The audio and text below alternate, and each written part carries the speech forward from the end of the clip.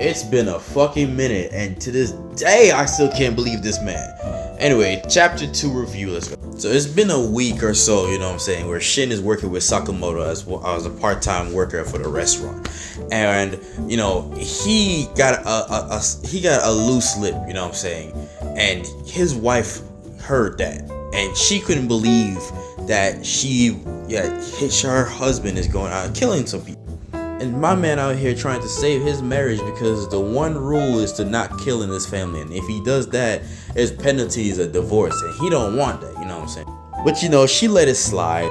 As the homeboy right here, homeboy was thinking of killing Shin. And to Shin, with his ability of clairvoyance, he read his mind and was like, bro, why you trying to kill me, fam? So they're out here doing some deliveries and shit like that, and they met up with this old ass police officer, you know, saying they've been and shit whatnot. You know, he's just out here on the job looking for robberies, so he just be on the lookout type shit, try to keep Japan safe.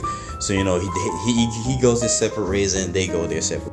To that, out of nowhere, robberies are on the fucking bus, the same bus where Sakamoto's wife is on, and she's just completely unfazed because she knew her man's gonna be there for her.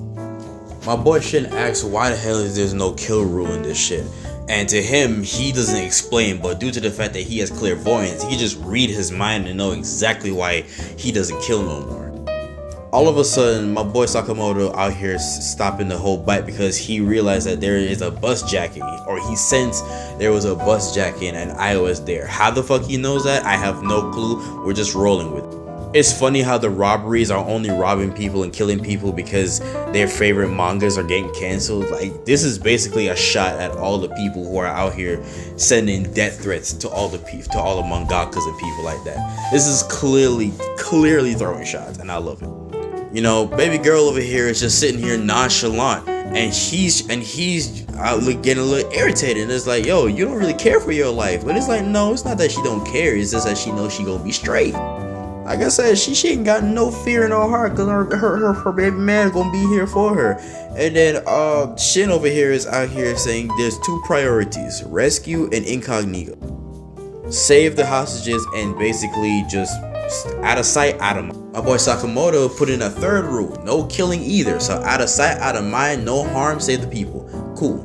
This is where we get a flashback of Taro and Iowa. So missing Mr. Sakamoto. We're out here talking a lot, right? This was 5 years early, and she was concerned of the blood that splattered on his face, you know, highlighted that he just done kill somebody that day. She find it awful, but Sakamoto don't find it at all because he's an assassin. That's like his job. And to set an example, she just jumped off the fucking bridge or some shit. Without no surprise, Sakamoto saved her from the fall. She basically did that just to prove a point that if you just did that for me, that just means that you have somebody worth in care, which is her. And in that case, you find a purpose in why you should not kill, because there's always someone for somebody in this world that matters. And while that was a crazy way to do it, I mean, she proved her point, and it was her line was true. And then from now on, they don't kill, or Sakamoto don't kill people, and that was their one rule. And instead of killing people to make it up, he gonna start helping people instead. So they reach to the bus, and they're riding on top of the bus, right? They're ready to crash this shit in and take these guys out. Boy Shin out here got his ski mask on, basically. He put his little shirt up, you know what I'm saying? Then this fucking individual just decided to just jump off of the fucking bike and just start hopping on goddamn roofs. Like, I bullshit you not. This man just hopped over. This man is hopping from fucking building to rooftop faster than the bus can drive. It's crazy. And then my boy Shin just broke in. Motherfucker took 3 guys out at the same time. Then he tried to tell the bus driver to stop the bus, but they done chained this motherfucker. They just savages. And then my boy Sakamoto just find a fucking traffic stop sign or some shit with this weird ass girl mask on top to pretty much hide his identity. Planted that shit into the ground and tried to stop the bus, and it actually stopped the bus. Everybody's shocked to see Sakamoto walk in because they don't know it's Sakamoto. They just see another dude with a sign with a girl mask on, just getting freaked the fuck. After that, Io apologizes to Sakamoto for you know, for the things she said.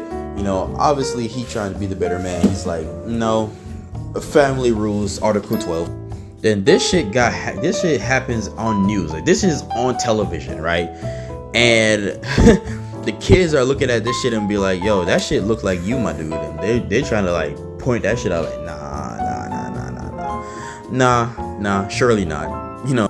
Then we come to the final page where Sakamoto gave him this rule book where if you're gonna be a part of this family, if you're gonna be a part of this business, you gotta learn some shit, man. You gotta learn like the rules around this shit. You know what I'm saying? And to that, we look down, it's like there's only one rule: no killing, and that's it. That's the end of the chapter. So this motherfucker is superhuman, like beyond superhuman. Like, I don't even think Captain America could do half the shit I'm tweaking. But yeah, I like it. Stay tuned for chapter 3.